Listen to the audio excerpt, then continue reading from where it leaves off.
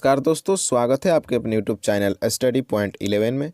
दोस्तों, current affairs की इस सीरीज को आगे बढ़ाते हुए आज के इस वीडियो में हम लोग देखेंगे 26 दिसंबर 2021 के मोस्ट इम्पोर्टेंट प्रश्न को। काफ़ी इम्पोर्टेंट वीडियो है, तो वीडियो को ध्यान से देखिएगा। सभी महत्वपूर्ण करेंट अफेयर जो है आज की इस वीडियो में हम लोग डिस्कस करने वाले हैं। अगर दोस्त आपको पीडीएफ लेना है तो आप वीडियो के डिस्क्रिप्शन में जाइए, वहाँ टेलीग्राम का लिंक मिलेगा, वहाँ से आप पीडीएफ ले सकते हैं। और अगर आपने अभी तक चैनल को सब्सक्राइब नहीं किया तो प्लीज़ चैनल को सब्सक्राइब कर लीजिए और बेल आइकन को क्लिक कर लीजिए। तो चलिए फ्रेंड, लेक्चर को स्टार्ट करते हैं। आज का पहला प्रश्न है, उपभोक्ता आंदोलन के महत्व को उजागर करने और प्रत्येक उपभोक्ता के अधिकारों के बारे में जागरूकता फैलाने के लिए राष्ट्रीय उपभोक्ता दिवस हर साल किस दिन मनाया जाता है? तो दोस्तों याद रखिएगा, राष्ट्रीय उपभोक्ता दिवस हर साल 24 दिसंबर को मनाया जाता है। यहाँ से एक और बात आपको याद रखना है दोस्तों कि विश्व उपभोक्ता दिवस कब मनाया जाता है, ये आपको ध्यान में रखना है। विश्व उपभोक्ता दिवस कब मनाया जाता है? याद रखिएगा 15 मार्च को विश्व उपभोक्ता दिवस मनाया जाता है। अब आइए इस प्रश्न को डिस्कस कर लेते हैं। तो राष्ट्रीय उपभोक्ता दिवस प्रतिवर्ष 24 दिसंबर को मनाया जाता है। यह दिन उपभोक्ता आंदोलन के महत्व को उजागर करने और प्रत्येक उपभोक्ता के अधिकारों और जिम्मेदारियों को जागरूकता फैलाने के लिए मनाया जाता है।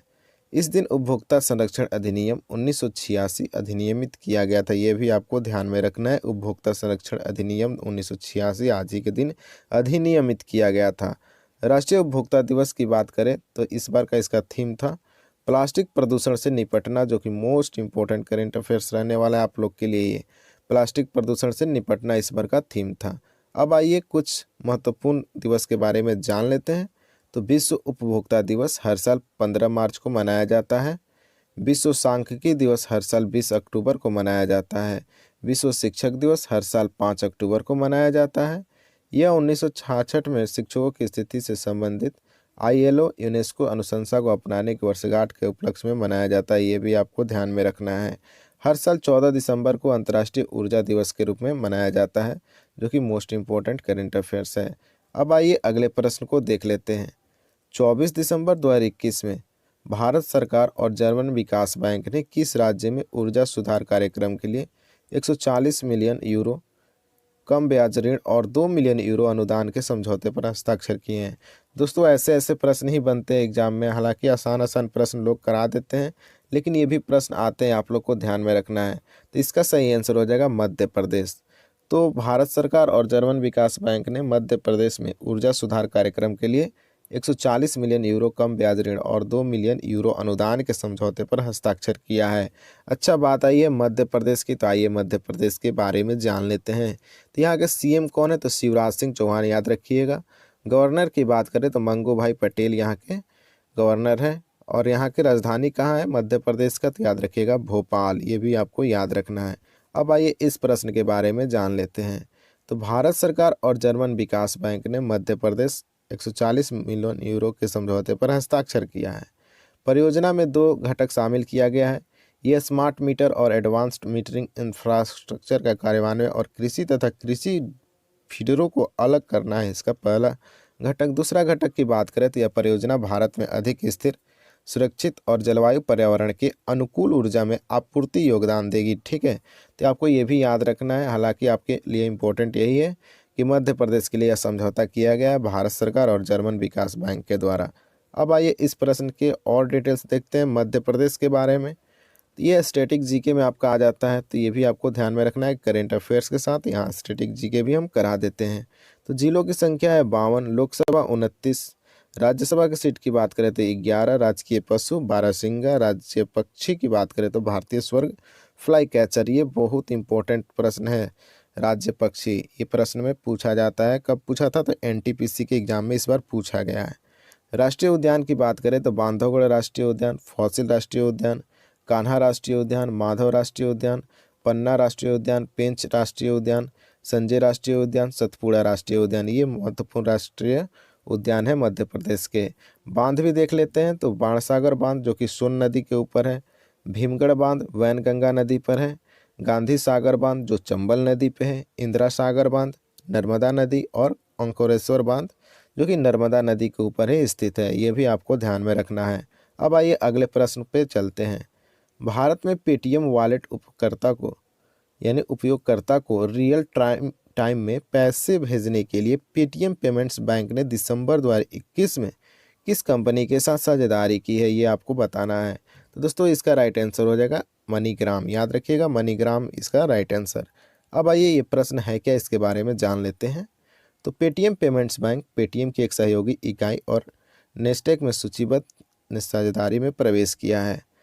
साझेदारी का उद्देश्य वैश्विक स्तर पर मनीग्राम ग्राहकों को भारत में पेटीएम वॉलेट उपयोगकर्ता को रियल टाइम में पैसा भेजने में सक्षम बनाना है। तो दोस्तों जो हम लोग कम समय में पैसा भेज देते हैं जब ज़रूरत होता है तब, इसी के बारे में ये मनीग्राम को शामिल किया गया है। इस साझेदारी के साथ विदेशों में मनीग्राम उपयोगकर्ता अब भारत में पूर्ण केवाईसी पेटीएम वॉलेट उपयोगकर्ता को आसानी से धन हस्तांतरित कर सकते हैं। मतलब अभी यहाँ से पैसा वहाँ भेजने में आसानी हो जाएगी, ये आपको ध्यान में रखना है।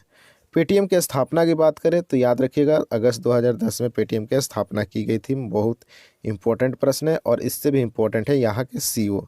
तो पेटीएम के सीईओ कौन है? विजय शेखर शर्मा। और पेटीएम का मुख्यालय की बात करें तो नोएडा, जो कि उत्तर प्रदेश में है, भारत में। ये भी आपको ध्यान में रखना है। अब आइए अगले प्रश्न पे चलते हैं। आप लोग को कैसा लगता है करंट अफेयर्स डेली का, आप लोग ज़रूर कमेंट में बताइए और वीडियो को थोड़ा शेयर कीजिए और चैनल को सब्सक्राइब कर लीजिए। दिसंबर 2021 में सैफ अंडर-19 महिला फुटबॉल चैंपियनशिप जीतने के लिए किस देश की अंडर-19 महिला टीम ने भारत को 1-0 से हरा दिया है? तो दोस्तों याद रखिएगा बांग्लादेश की टीम ने भारत को अंडर-19 महिला टीम में हरा दिया। ये आपको याद रखिएगा। कहाँ? तो सैफ अंडर-19 महिला फुटबॉल चैंपियनशिप में तो बांग्लादेश हराया है भारत को। अब आइए इस प्रश्न को डिटेल्स में देख लेते हैं। तो बांग्लादेश अंडर-19 महिला टीम ने दिसंबर 2021 में, मतलब अभी हाल ही में, कल ढाका में सैफ अंडर-19 महिला फुटबॉल चैंपियनशिप 1-0 से हरा दिया। ठीक है। तो टूर्नामेंट में सबसे ज़्यादा गोल कौन किया है, ये भी आपको ध्यान रखना है। शाहिदा अख्तर रिपा ने सबसे अधिक गोल किया है, जो कि बांग्लादेश के ही प्लेयर हैं। बांग्लादेश की बात करें तो राजधानी ढाका, मुद्रा बांग्लादेशी टाका। और राष्ट्रीय खेल की बात करें तो कबड्डी याद रखिएगा। ये इस बार का एसएससी जीडी में प्रश्न पूछा गया है। कबड्डी किस देश का राष्ट्रीय खेल है? तो याद रखिएगा बांग्लादेश का। अब आइए अगले प्रश्न पे चलते हैं। 25 दिसंबर 2021 को किसकी 160वीं, याद रखिएगा 160वीं जयंती के रूप में मनाया गया था? तो दोस्तों 25 दिसंबर यानी कल जयंती मनाया गया 160वीं किन की? तो आप पिक्चर भी देख सकते हैं, मदन मोहन मालवीय जी के जयंती को मनाया गया 25 दिसंबर 2021 को। ये आपको ध्यान में रखना है। और अच्छा बताइए, इनको क्या भारत रत्न मिला है? अगर मिला है तो आप कमेंट बॉक्स में जल्दी से फटाफट बताइए कि कब मिला है। ठीक है। अब आइए देखते हैं इनके बारे में टोटल जानकारी। तो 25 दिसंबर 2021 पंडित मदन मोहन मालवीय की 160वीं जयंती के रूप में मनाया गया और इनका जन्म 25 दिसंबर 1861 को इलाहाबाद उत्तर प्रदेश में हुआ था। ये भी आपको ध्यान में रखना है कि पंडित मदन मोहन मालवीय कहाँ के थे? तो उत्तर प्रदेश के रहने वाले थे। उन्होंने 1909 से 1920 तक 11 वर्षों तक इंपीरियल लेजिस्लेटिव काउंसिल में सेवा की थी। मरणोपरांत 2014 में भारत रत्न इनको नवाजा गया था। याद रखिएगा, आपको कमेंट बॉक्स में आंसर बोलने के लिए बताया था मैंने। तो इसका आंसर हो जाएगा भारत रत्न इनको मिला था 2014 में। ये आपको ध्यान में रखना है। ये 3 बार भारतीय राष्ट्रीय कांग्रेस के अध्यक्ष रहे थे, ये भी इम्पोर्टेंट है। ये अखिल भारतीय हिंदू महासभा के संस्थापक थे। ये तो बार बार प्रश्न पूछा जाता है कि अखिल भारतीय हिंदू महासभा के संस्थापक कौन है? तो पंडित मदन मोहन मालवीय जी।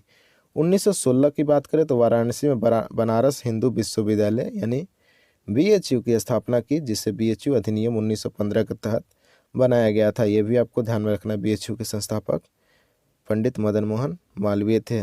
अब आइए अगले प्रश्न पर चलते हैं। दिसंबर 2021 में केंद्रीय मंत्री अमित शाह ने भारत दर्शन पार्क, याद रखिएगा भारत दर्शन पार्क का उद्घाटन किया, जो स्क्रैप और अपशिष्ट पदार्थों से निर्मित भारत के कई प्रतिष्ठित स्मारकों की प्रतिकृतियां प्रदर्शित करता है। तो बताइए यह पार्क कहाँ स्थित है? तो आपको ये भी याद रखना है भारत दर्शन पार्क किसने उद्घाटन किया? तो याद रखिएगा अमित शाह। अब ये पूछा गया है प्रश्न में कि ये कहाँ है, तो याद रखिएगा नई दिल्ली में स्थित है भारत दर्शन पार्क, जिसका हाल ही में अमित शाह ने भी उद्घाटन किया है। तो ऐसे प्रश्न बनते हैं एग्जाम में, इतने लंबे लिखे रहते हैं प्रश्न, तो आप लोग को ध्यान देना है। तो आइए अब इस प्रश्न के बारे में जान लेते हैं। अच्छा, बात नई दिल्ली की आई थी, तो याद रखिएगा नई दिल्ली के सीएम कौन है? अरविंद केजरीवाल है। और यहाँ के उपराज्यपाल की बात करें तो अनिल बैजल यहाँ के उपराज्यपाल है, ये भी आपको याद रखना है। तो केंद्रीय गृह मंत्री अमित शाह दिल्ली में भारत दर्शन पार्क का उद्घाटन करेंगे, जो स्क्रैप और अपशिष्ट सामग्री से निर्मित भारत के कई प्रतिष्ठित स्मारकों की प्रतिकृतियां प्रदर्शित करता है। ध्यान रखिएगा कि पार्क में कुतुब मीनार, ताजमहल, चार मीनार, गेटवे ऑफ इंडिया, कोणार्क मंदिर आदि जैसे स्मारकों की 22 प्रतिकृतियां होंगी। आपको याद रखना है कि भारत दर्शन पार्क कहाँ स्थित है, तो नई दिल्ली में। किसने उद्घाटन किया, तो अमित शाह। ठीक है, अब आइए अगले प्रश्न पे चलते हैं। इससे पहले दिल्ली के कुछ इंपॉर्टेंट फैक्ट देख लेते हैं, जो कि अभी हाल ही में दिल्ली की योजनाएं लागू की गई थी। तो आइए देखते हैं। दिल्ली पुलिस ने फ्लैगशिप योजना युवा के तहत एक ई लर्निंग प्लेटफॉर्म उन्नति का शुभारंभ किया। अगर आप डेली करंट अफेयर्स का वीडियो देख रहे हैं तो आपको ये याद होना चाहिए। गृह मंत्रालय द्वारा दिल्ली के सदर बाजार पुलिस स्टेशन को वर्ष 2021 के लिए भारत के सर्वश्रेष्ठ पुलिस स्टेशन चुना गया, ये भी आपको याद रखना है। दिल्ली सरकार ने नवंबर 2021 में निर्माण श्रमिकों के लिए श्रमिक मित्र का शुभारंभ किया। बॉलीवुड अभिनेता सोनू सूद को दिल्ली के सरकार देश के मेंटर्स कार्यक्रम का ब्रांड एम्बेसडर नियुक्त किया गया है, ये भी आपको याद रखिएगा। चलिए अब अगले प्रश्न पे पूर्व प्रधानमंत्री अटल बिहारी वाजपेयी की जयंती मनाने के लिए प्रत्येक वर्ष कितने तारीख को सुशासन दिवस मनाया जाता है? तो दोस्तों याद रखिएगा, इसका राइट आंसर हो जाएगा 25 दिसंबर को प्रत्येक वर्ष सुशासन दिवस मनाया जाता है। ये भी आपको ध्यान में रखना है कि पूर्व प्रधानमंत्री अटल बिहारी वाजपेयी जी की जयंती के उपलक्ष्य में ये मनाया जाता है। तो अब आइए इस प्रश्न को डिटेल्स में जान लेते हैं।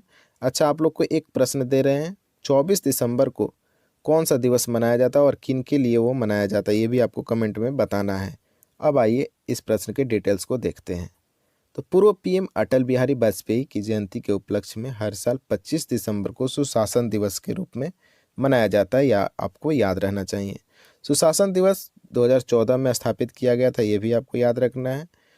अटल बिहारी वाजपेयी ने 3 बार भारत के प्रधानमंत्री के रूप में कार्य किया था, ये भी आपको याद में रखना है। और आप लोग कमेंट बॉक्स में बताइएगा कि ये 3 बार भारत के प्रधानमंत्री कब कब रहे थे। ठीक है, पोखरण द्वितीय परमाणु परीक्षण कारगिल युद्ध उनके कार्यकाल में लड़ा गया था।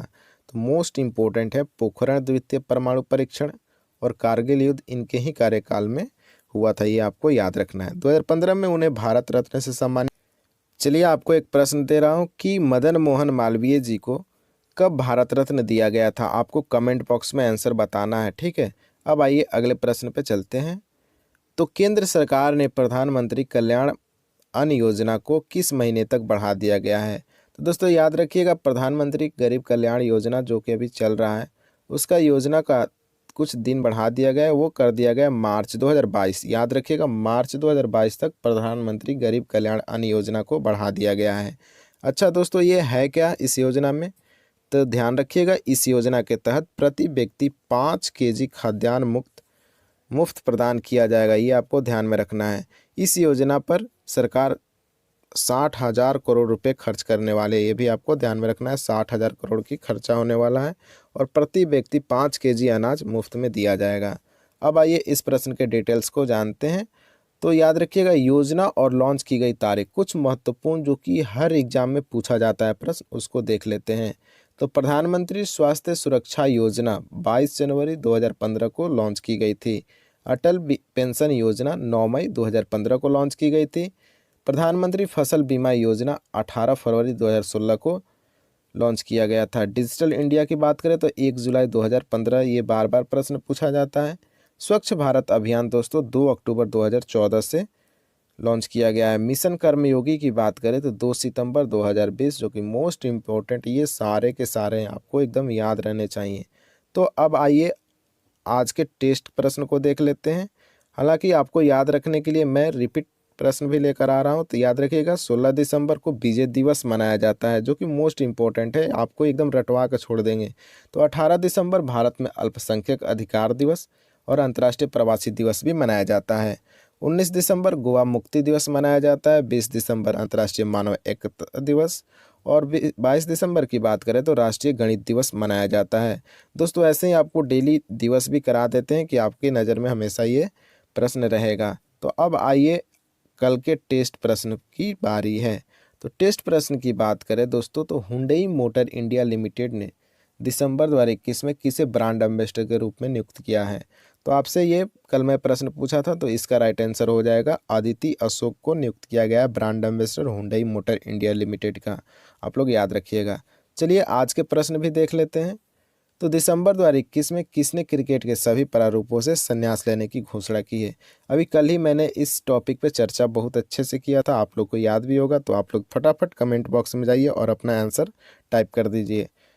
चलिए, आप लोग को वीडियो देखने के लिए थैंक यू। प्लीज़ वीडियो को शेयर कीजिए और चैनल को सब्सक्राइब कीजिए, ठीक है। चलिए बाय।